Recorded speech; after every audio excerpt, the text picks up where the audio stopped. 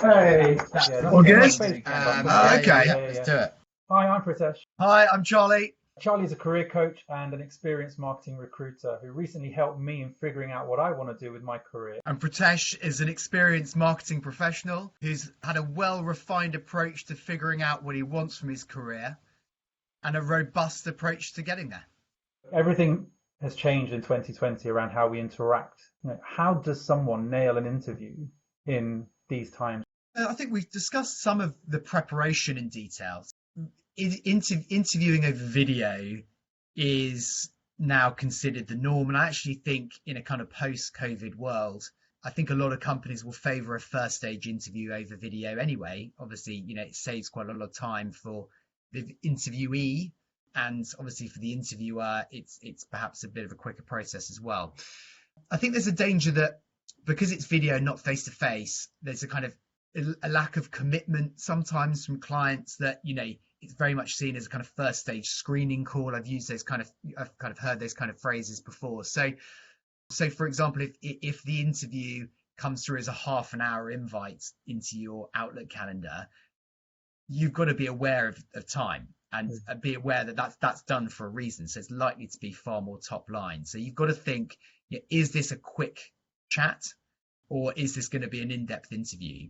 So, you need to prepare for that. There's no point in telling a 10-minute story about a great campaign you've run and then actually that kind of being time up. So just really think about the time that you have on video. And I know you'll talk about this in a bit more detail, but I think it's about understanding the quality of the interactions. You don't quite get the same eye contact, body language. Remember, you've got to look into the camera. You've got to allow the other person to talk. So it can't just be, one long monologue. You've got to think about your backdrop. The experience needs to be professional. However, obviously counterbalancing that, the world has changed. I think it's very much humanized the whole experience with people interviewing from home, with a young child walking in. And that can be quite endearing. If something like that happens through an interview, don't suddenly panic and freak out and think that's going to count against you. In many ways, actually, that's a lovely conversation starter. And if that interviewer behind the other camera is sitting there stony faced, well, you probably have to ask yourself, do you actually want to work there anyway? So don't let that put you off. Make light of it and crack on, basically. You've gone through various processes recently. I imagine spent a long time on video interviews. What have you found some of the kind of techniques in terms of helping you? I found the whole process a little bit surreal, to be honest. The first time I did one, it caught me off guard because you just think it's going to be the same just on video, but it's not. Like you said, it's the prep, it's the mindset. There's so many things to consider. Historically, you'd have a train journey and then a walk to a building and then a lift ride, and then you'd be sat in reception watching people navigate. So you'd have time to process the whole experience. Mm-hmm. And now you go from like the kitchen to the office and turn on the camera and you've got to be in the hot seat and ready to go straight away. So I realized that, I need to give myself more time. I need to, I'm better in the morning. So I try to schedule, interviews in the morning so they get better versions of myself. The light's a bit better, all of that, just kind of the things that work for me.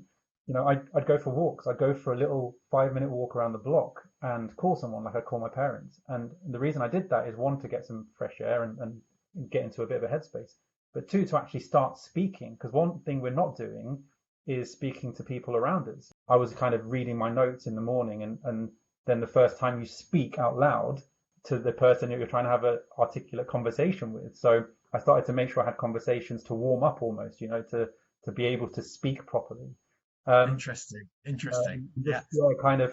And then I made sure, because it happened in my first interview, that all of my email notifications were off, my phone was on silent, Alexa was paused, all of those things, because the house was connected and it's going off every time someone comes to the door, whatever. So you learn all the little bits and tricks. But yeah, just giving myself time, putting myself in the headspace.